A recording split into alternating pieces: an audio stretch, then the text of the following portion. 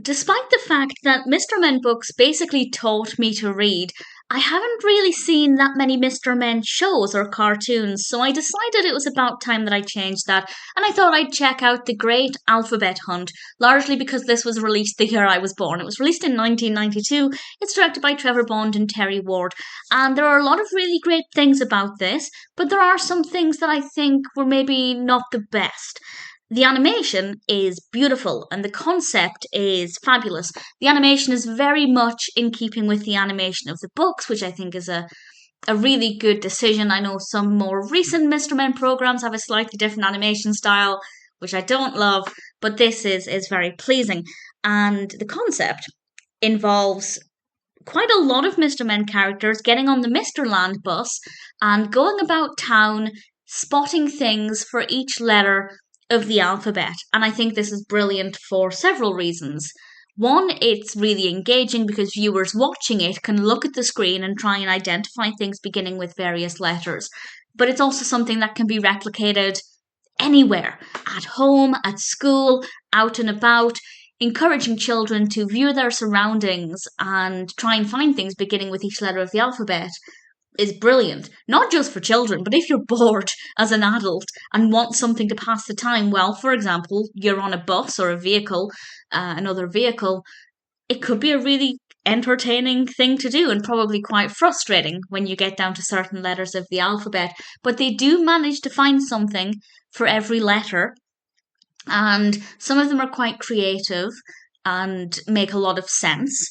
For example, Mr. Greedy manages to find a cake, which is very much in keeping with the character, and some of them I didn't love, and some of them are not tangible. For example, we have J, it is phonetic A, B, K rather than A, B, C, and we have J for jolly.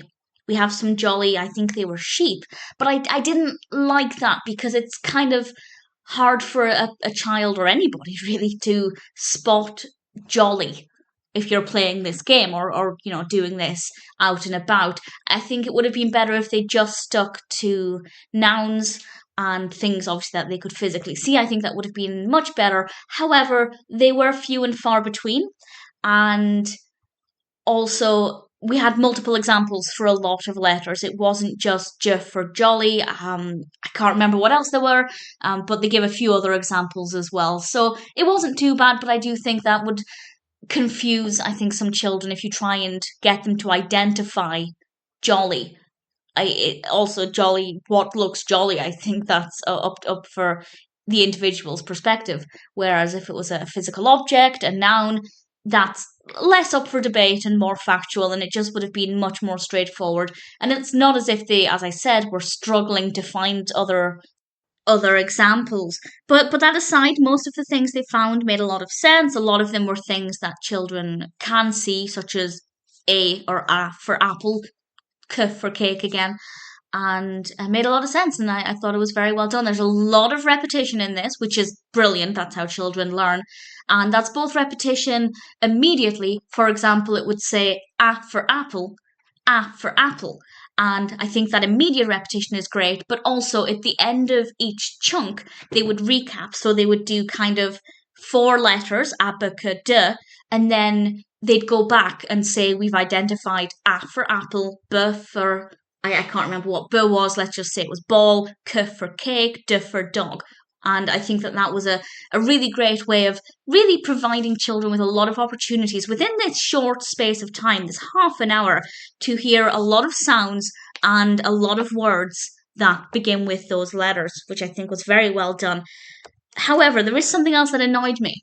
And initially it annoyed me for one reason, but then it annoyed me for another, and that is K or Q for Q. When we got to the letter Q, they said it was K for queen, and I thought that doesn't sound right. I'm sure it was always Qu when I was growing up. And then later, when they're doing the recap, I think it was Mr. Clever did say Qu for queen. So I was initially annoyed that they said K for queen because that just doesn't fit with what we learned and how I think it fits. That also makes it very confusing because there are already two Ks, curly K and kicking K. But K for Queen, it's Qu for Queen. And then the inconsistency with K and Qu for the same letter annoyed me even more. Because, fair enough, maybe some people were taught that it was K, not Qu. But having two different pronunciations in the same film could make it quite confusing. So that irritated me. But that aside, I think the rest of the letters were absolutely fine. And as I said, a lot of the things they found were really fun, engaging, things that children might actually be able to identify. Yes, I didn't like the fact that they were including some adjectives in there, but for the most part, they were physical objects or things that the children or any viewer can see. So, as my first introduction to Mr. Men on film, it's pretty good fun. And I will happily look out more because it's nostalgia but with fresh content. Seeing the characters animated is a little bit different, but with the style being the same as the illustrations, the nostalgia is still very strong. So, definitely something I had fun with. Very educational, love the level of repetition, a couple of small issues here and there, but generally, Mr. Men, The Great Alphabet Hunt is a great idea and a pretty great film.